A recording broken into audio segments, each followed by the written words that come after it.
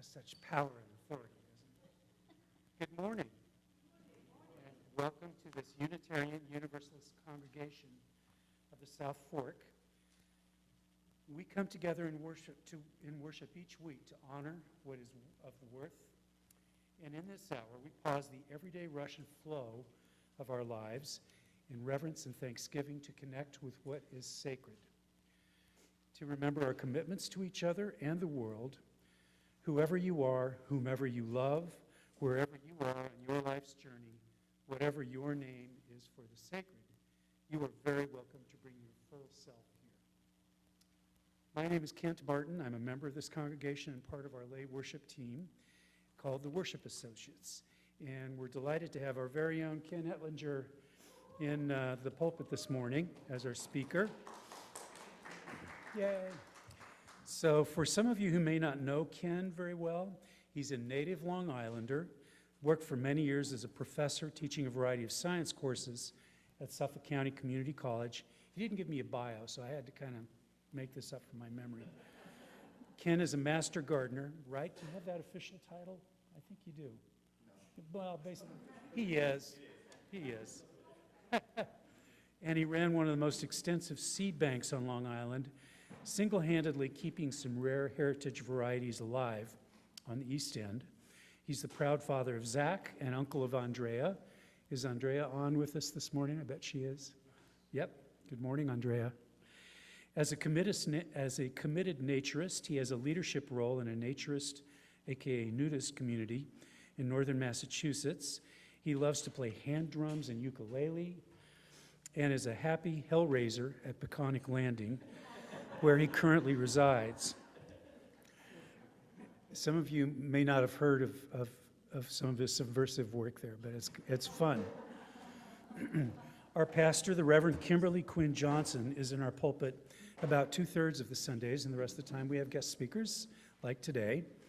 And a warm good morning to our friends on Zoom. We're so glad you can join us. And it's always a pleasure to have our pianist, Fleming, with us today. Yay!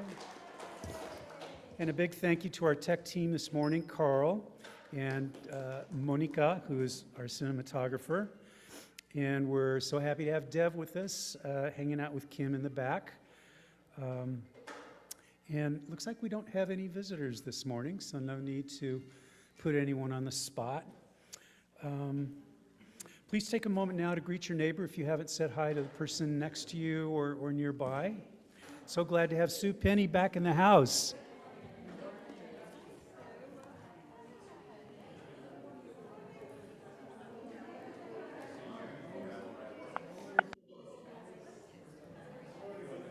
Good morning, everybody. Oh. Good morning, everybody. Happy Sunday.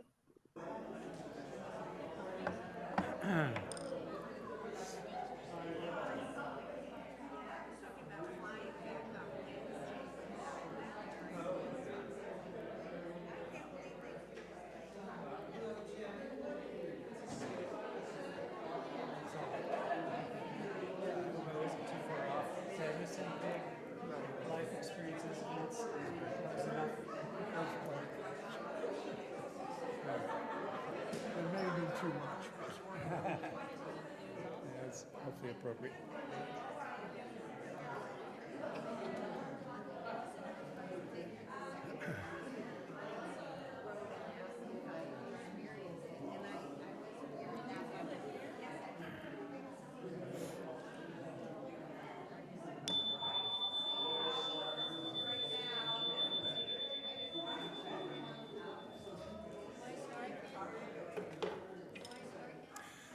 No. Please take a seat. It is the first Sunday of the month, which means that we have an update from our UUCSF board. And Martha is going to be giving us that update. Hello. I'm glad you were able to greet everybody. I'm Martha Potter, and I'm the president of this congregation. And on the first Sunday of every month, we try to let you know what our board is doing. First, our board is working on membership. The board will be joining together to take the UU Institute training entitled Tending Congregational Life, Guiding the Membership Journey on March 30th. It's a 4-part series, and we will continue the series in the next few months. We are hoping that this will guide us as we consider new ways to help members and potential members become a more active part of this congregation. And it's nice to see so many members and new members here today. The next thing is the board has been considering the Helping Hand Fund. The board has discussed the fund several times, and we would like the congregation to become more involved in the decision-making process. The Helping Hand Fund was started in 1990 to give grants to individuals in need. In 2001, its mission was changed from individuals and were replaced with, quote, organizations which require additional funding to perform their functions. In 2008, the decision was made to give 30% of the Helping Hand Fund to the minister's discretionary fund for individuals needed. We decided that the basket in the back is not being used enough, so we've decided to do 2 ways to collect money. Occasionally, on the first Sunday of the month, we have been sharing the plate, and we have been sharing the plate for national and international organizations. But if we don't have a national or international organization that has been noted, we would like to also share the plate with the Helping Hand Funds. The basket will continue to be out there every Sunday, and we are hoping that people in the congregation will come to the members of the Helping Hand Fund, who are Tip, Ingrid, and myself, and give us ideas of who needs our help. So we continue in these 2 ways, and we ask you to become a participant in the Helping Hand Fund. The next thing is, we have a wonderful board, but 2 members of the board are leaving. Their terms are up. So I'm asking you to join me and join the board. The 2 members are Katie Laguerre, who is having a baby, good excuse for leaving the board, and Sarah Gordon, who has been on the board for 2 years. So if you are interested in joining, talk to a member of the board, talk to Carol Mason, who's on the nominating committee, talk to Kent Martin, who's on the nominating committee, and Ken Dorff. They're all here today, who's on the nominating committee, if you're at all interested in having a wonderful time. We have lots of fun every month, talking to each other, deciding what to do. And on this board, we never had to take a vote, which is kind of interesting. We talk everything out, and we come to a conclusion after hearing the pros and cons and deciding what to do. And that's been a pleasure as president, to have a board that you can just discuss things with. So please think about it and talk to one of the nominating committee. I know they're very active right now. So thank you very much.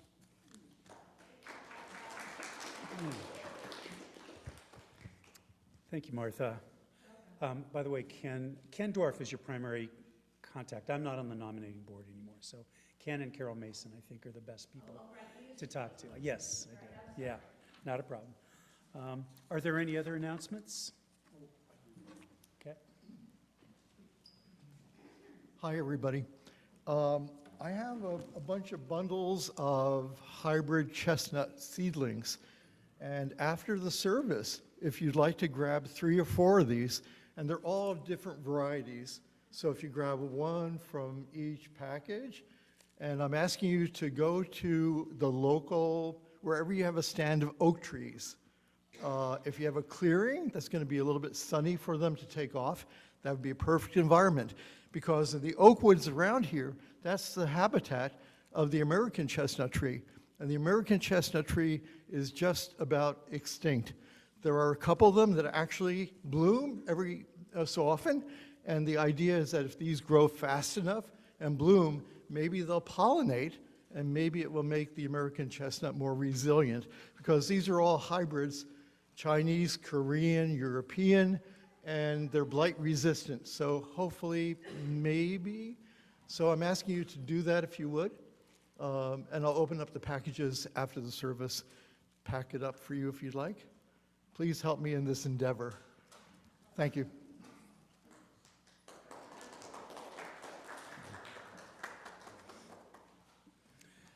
Okay. Let's enjoy a prelude from Abby right now to get us into the worship mode.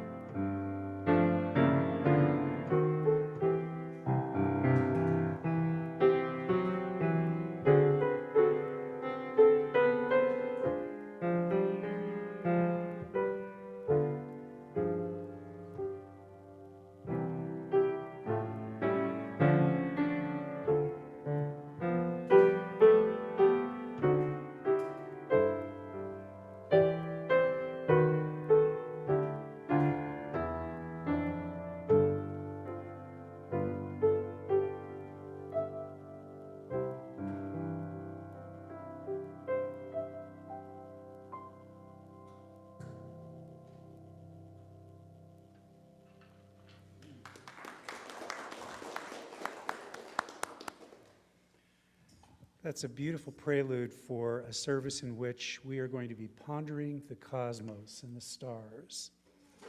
So for our chalice lighting, I'm going to share the words of Ben Soule. And Ken, would you do me the honor of lighting the chalice while I read this? Sure, Ken, it's a little time. Let us hold a quiet moment now as we light our chalice. Henry David Thoreau wrote in his journal on February 2nd, 1841, a child asked his father what became of the old moon, and he said, it was cut up into stars. Consider the light, light out of darkness. Light begets light. The light which the God of Genesis brought out of the darkness is the light that became our world. Our sun's light, reflecting off our moon, is eclipsed, but then returns to us as our earth quietly moves out of its way. In our current scientific understanding of the origins of the universe, the light of everything that exploded from not quite nothing is the light that became the maybe everything of which we are barely a part. This light we now kindle here will become a light for each of us to carry forth as we find our way through the shadows on our path. Let us be grateful for the light in our lives, even as we honor the dark from which it comes. Please stand in body or spirit for hymn number 163, I believe it is, in the gray hymnal, For the Earth Forever Turning. I think there's a misprint in the order of service. 163. For the earth forever turning, for the skies for every sea, for our lives, for all we cherish, sing we our joyful song of peace. For the mountains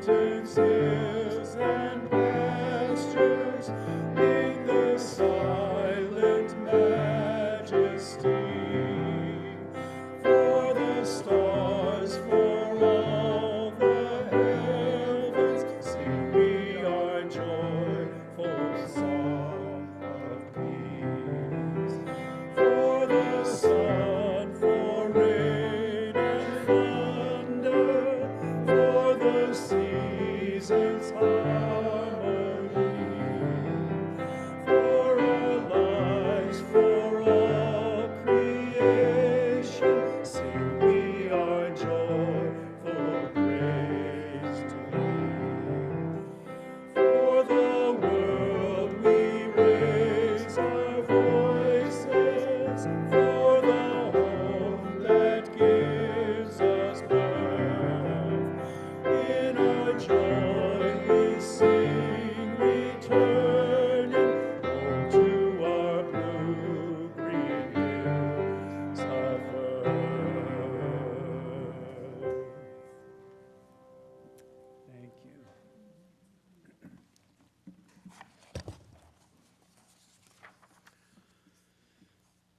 Diana, who is a longtime member of this congregation, will present our first message.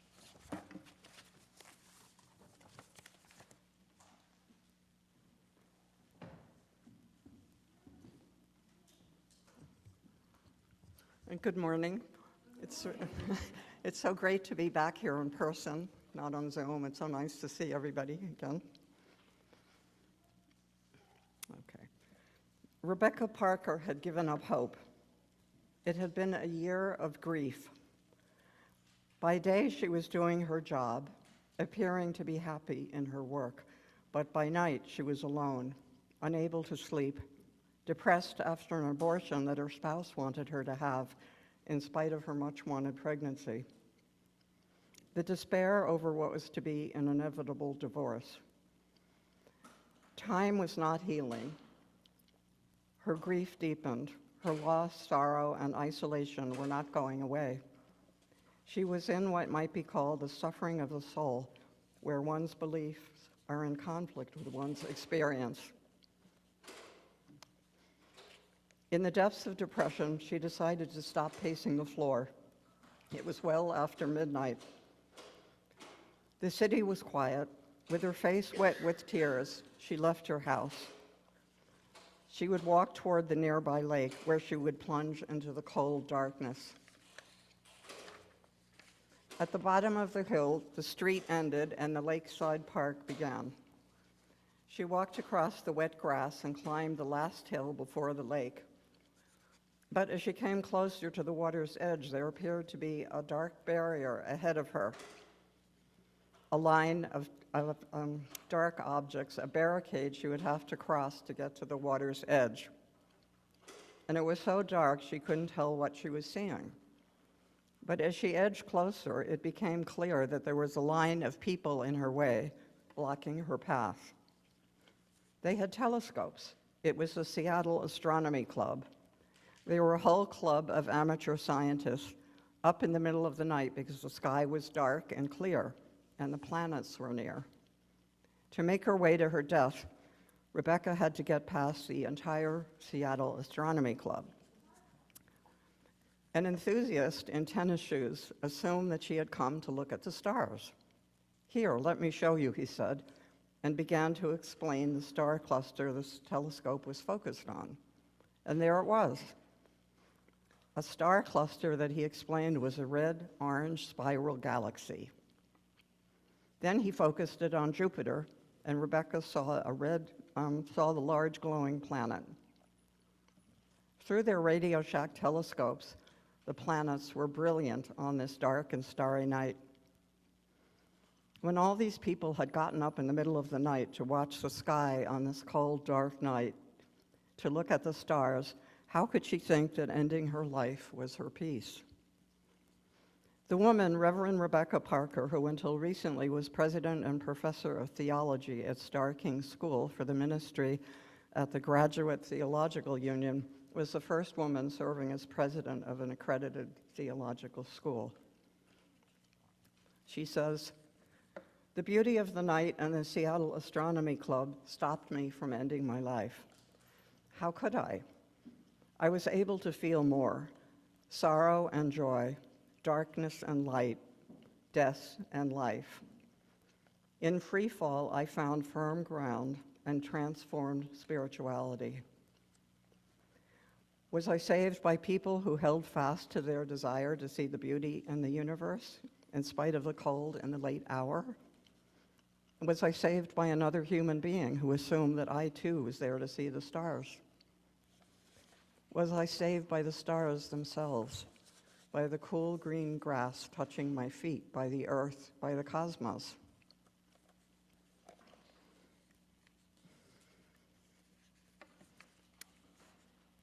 May your roots grow deep, may your branches spread far, may you find the world to be a wonderful place and leave it better for those who follow.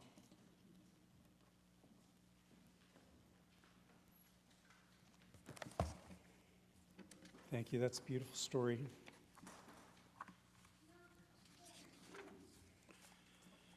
The support of the work of this congregation is through the gift of our time, our talents, and our treasure. Your financial contributions help to support the ongoing work of the congregation, including worship, religious exploration, and community care and connection. Your generosity is reflected in the ways that we are able to show up in our community for justice and service. And Martha gave us an overview of the Helping Hands Fund a bit ago.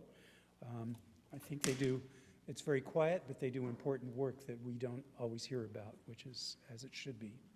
So please give as you are able when the baskets come around, and or for the folks on Zoom, feel free to use the chat online and scan the QR code in the order of service. And we'll enjoy an offertory song from Abby.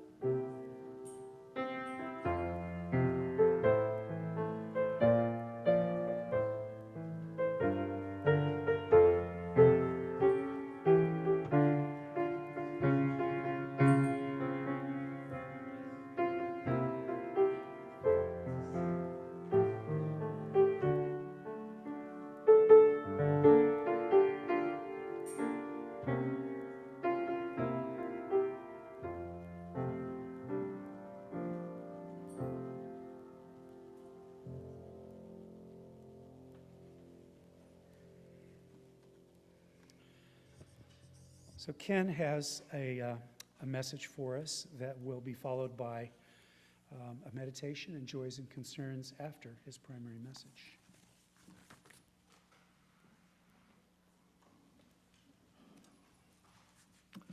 Good morning, everybody. I'm so glad to see everybody here. I have been awed by the night sky from the time when I was very little. The head of my bed met a single window in my attic bedroom, and I was able to stare into the night sky and fall asleep looking at the stars. They gave me comfort, a feeling of security. Somehow I was connected to a cosmic clock where the constellations move with precision through the sky. The sun set and the moon rose. Meteors streaked through the sky on occasion, and the planets wandered, sometimes into my view. Perhaps it is why, to this day, I sleep best when I'm able to look out into the night sky. I grew up far away from the lights of the big city, the lights which make it tough to see. From my window, I could gaze into the infinite universe. Growing up in the country allowed me to experience all those star-bright nights and quiet evenings when at twilight the whippoorwills would call out from the edge of the field alongside the house where the garden was planted and where the pine barrens began in the days when Deer Park was just a train stop in the wilderness. The calling of the whippoorwills, the planting of the garden by the seasons and lunar cycles, even the trains ran on a celestial timetable. As the sky darkened, the suns of 1,000,000 solar systems appeared: Sirius, the dog star, Polaris, the North Star, and Arcturus, one of the brightest in the sky. The stars and constellations of the sky became a familiar sight, and I learned their mythology, perhaps connecting me with all those humans from ancient times, those that sat by their fires and watched the sky in wonder. One October evening in 1957, my brother and I watched as a steady white speck made an arc across the night sky. It moved fast and quickly disappeared moments after we spotted it in the western sky. Sputnik made us all watch the night sky a bit closer, and from then on, a sign that our heavens were no longer just the home of gods. Many years later, I drove a group of students on a geology field trip on the solitary road leading to Big Bend National Park, so named because of the significant bend in the Rio Grande dividing the Chihuahuan Desert between Texas and Mexico. We had been driving a few hours after sunset, and the night was moonless. I hadn't seen another car for at least half an hour. In the driver's seat of the college van, I could see the immensity of the desert night unfold with just our headlights cutting through the darkness, and I had to share this with my students. I looked for a place to pull off the road into the desert. Where the desert scrub grew way to a clearing, I shut off the engine and turned out the headlights. The students stirred out of their sleep in the back. "You gotta see this," I said. No flashlights, and in the dark, the 14 of us gathered on the desert floor in silence. The parched earth, sage and creosote bush gave a light scent to the still air. There was still a chill of the desert, which so often happens on a cloudless night. As our eyes gradually adjusted, there appeared a broad band of hazy white across the dark of the sky, the light from a zillion far-off stars of our own Milky Way galaxy. It showed never more brilliantly. Looking up at the Milky Way is peering into the plane of our galaxy, our home in this vast universe. The center is so packed with stars that they blur into a hazy, milky white light, familiar to all sky watchers who have experienced the dark night sky. For a long time, we looked up to the sky in absolute silence, every one of us in awe. Following these words for our meditation, there'll be a moment of silence. To know the vastness of the heavens is to know ourselves. Are we not just stardust, bits of matter in the infinite of space? Or are we, each of us, a miracle? Of all places in the vast cosmos, are we a cosmic singularity, able to ponder the celestial dance of the earth, moon, and stars? We exist here in this place, of all places in the vast cosmos, at this time in the timelessness of human existence, and in this holy space, here with one another. What is it we are here to do?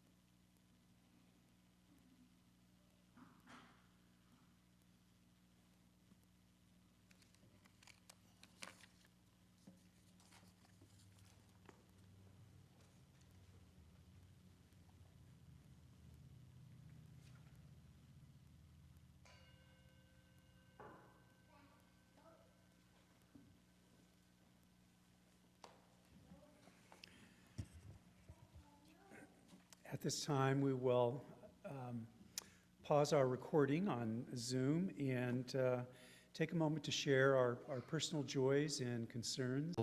The usual order of the cosmos is suspended. The moon, so much closer than the sun, will block out the sun's brilliant light during totality, and only then will you see the sky significantly darken, and the horizon takes on a twilight-like unworldly hue. Animals become restless. Birds stop their flight to settle in trees. Roosters crow. In those moments of darkness, you can look at the sun, but instead of the sun, there is a hole of blackness where the sun should be, surrounded by the glowing, pulsating corona of solar gases. It is indeed a display of breathtaking, awesome power, the stuff of science fiction, the kind of event that can overwhelm our emotions and made some in our group weep.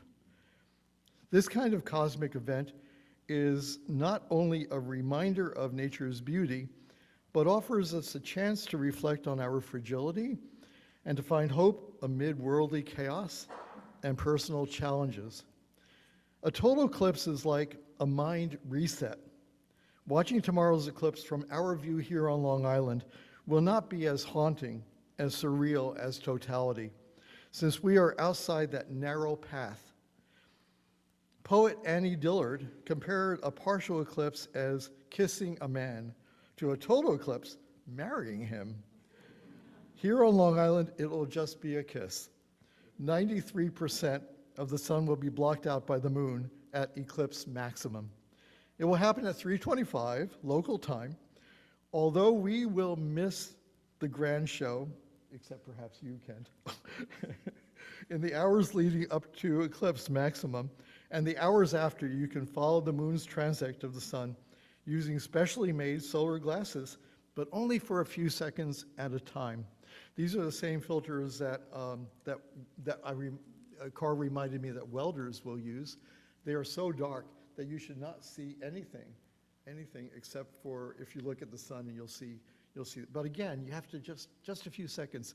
There's a pile of these back on the table with our birthday cupcakes, so that Carol provided. So grab your eclipse watching glasses. Do not look at the sun unless it's totality, but we won't have totality, so just don't look at the sun unless you have these.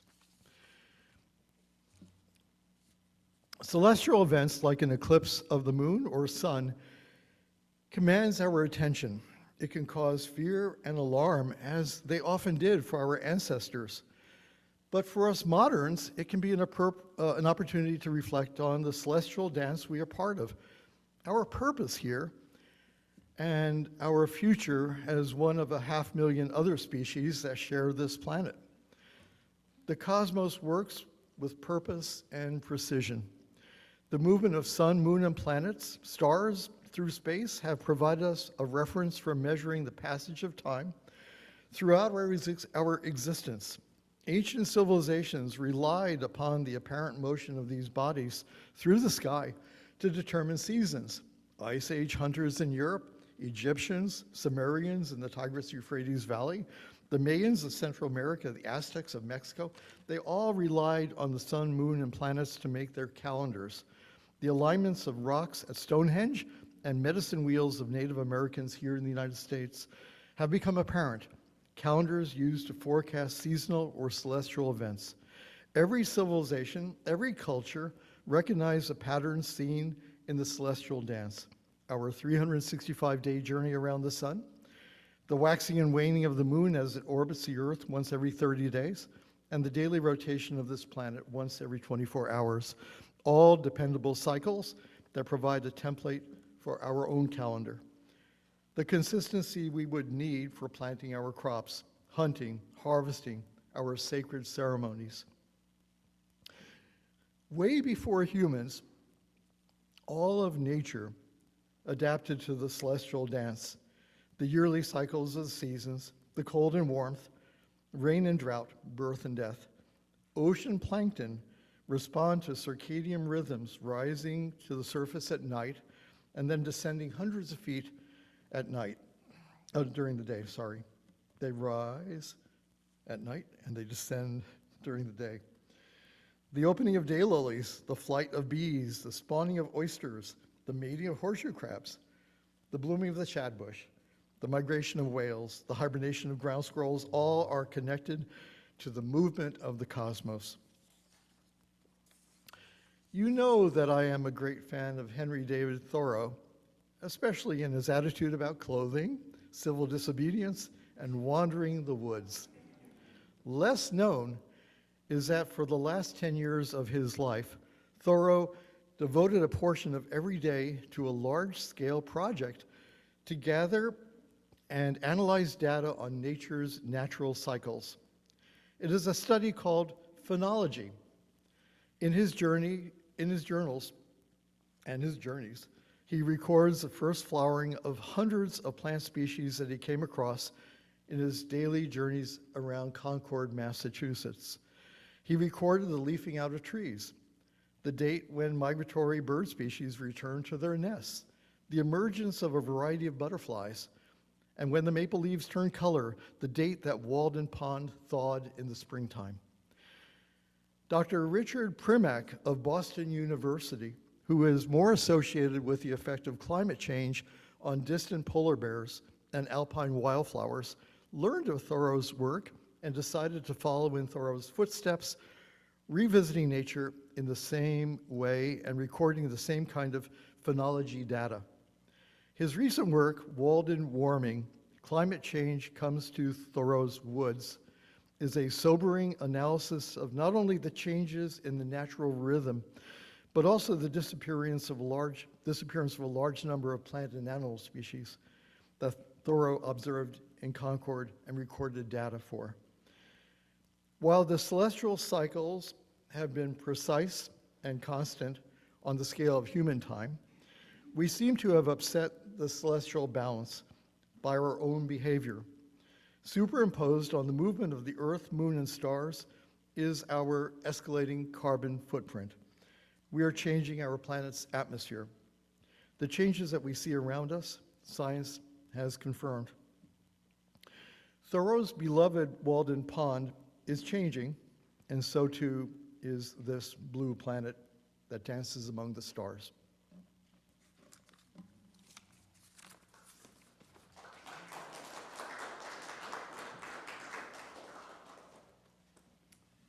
Thank you, Ken.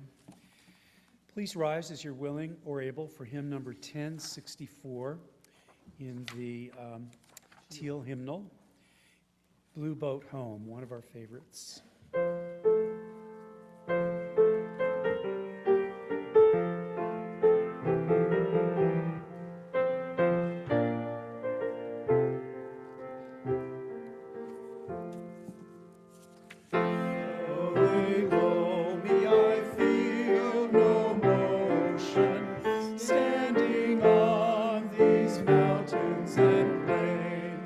Far away from the road.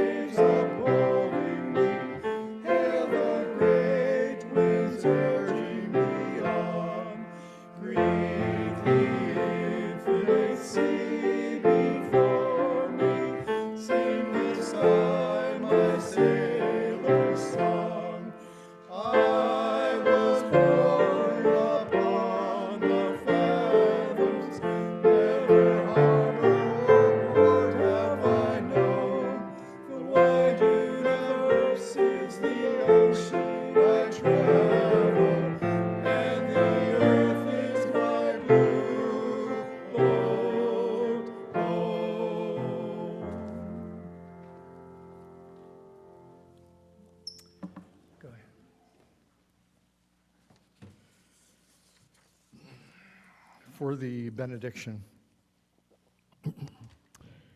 A cosmic rhythm permeates all of creation. Earth's journey around the sun reflects the cyclical nature of existence and the interconnectedness of all living things. We too are participants in the celestial dance. With every breath we take, with every step we tread upon this hallowed ground, we contribute to the symphony of existence. Our lives are but a fleeting moment in the grand tapestry of time, yet our actions echo through eternity like ripples in a vast cosmic pond.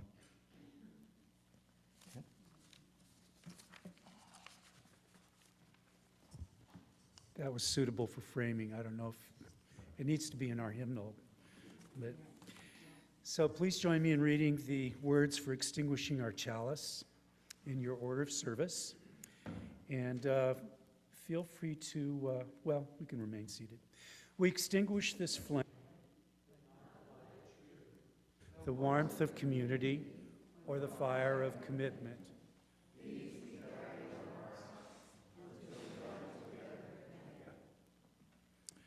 And please remain seated to enjoy our postlude.